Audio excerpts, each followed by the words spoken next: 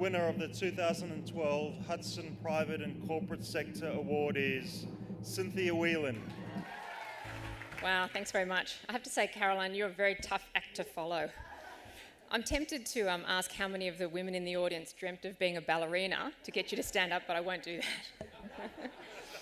Ladies and gentlemen, distinguished guests, what an amazing honour and a real surprise it is to be accepting this award. When I had the chance to meet the other finalists and hear their stories over the past few days, I was really humbled and inspired by their individual achievements. Every finalist in this room deserves to be up here giving her acceptance speech. In hearing their stories, I found that there was a common thread. They all believed in themselves and were prepared to take calculated risks to achieve their goals. This is what separates good from exceptional. Being prepared to back yourself and having the self-confidence to give something a go. Not being afraid to ask for more and having the confidence to push yourself to take on new responsibilities and new challenges. I've had a few women say to me over the years how pleased they were that I've supported them through a promotion or a job change. I only wish that more women actually believed in themselves. You may be asking yourself, how did a ballerina who dropped out of school at 15 become the CEO of an investment bank? The simple answer is that it never occurred to me that I couldn't or that I shouldn't pursue whatever career interested me.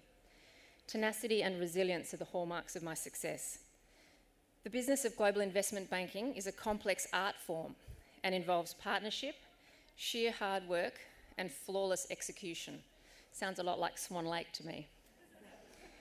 If you believe in yourself, I think it's also important to critically assess your own skills, to take charge of your own development.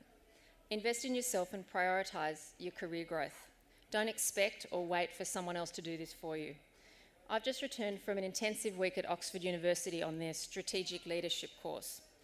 Taking time out to review my own skills and to give myself room for self-reflection was an incredible experience and something I'd recommend everyone finds the time for. One thing that I've recognised is that I've always been myself at work. I've never tried to be one of the blokes, and I've not altered my style or my values in an effort to get ahead.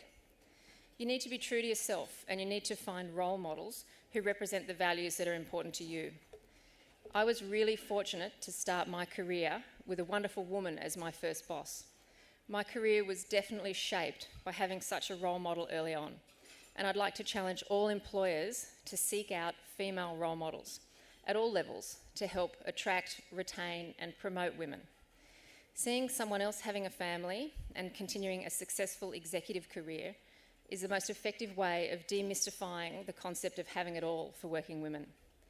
I commend the various industry bodies involved in identifying and supporting women who want to be on ASX 200 boards. But I think the real challenge is to retain women in executive roles and to see more women in CEO positions and roles with management and P&L responsibility. I've been fortunate to always work in organisations that promoted me and supported me when I had children, regardless of whether I was pregnant or had very young children. While I was on maternity leave with my third child, Barclays offered me the chance to run a regional business from Hong Kong. Our son James was just 4 months old when we moved from Sydney. There are many companies and many employers who would look past a woman on maternity leave for a promotion that involved moving countries. And I was really lucky to work for a company that didn't prejudge my decision. Living and working in Asia was one of the best experiences that we've had as a family, and I'm really pleased that Barclays gave me the opportunity and that we took the calculated risk to give it a go. There are certainly some structural impediments to women and to working parents more generally in pursuing an executive career.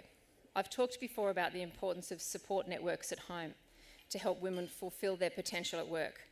I advise women that the secret is to marry well, as you may have heard. But for me, support at home also includes a nanny.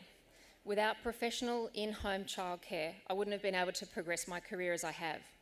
We need to revisit the way childcare is delivered and the tax incentives available to keep women in the workforce and to maximise productivity.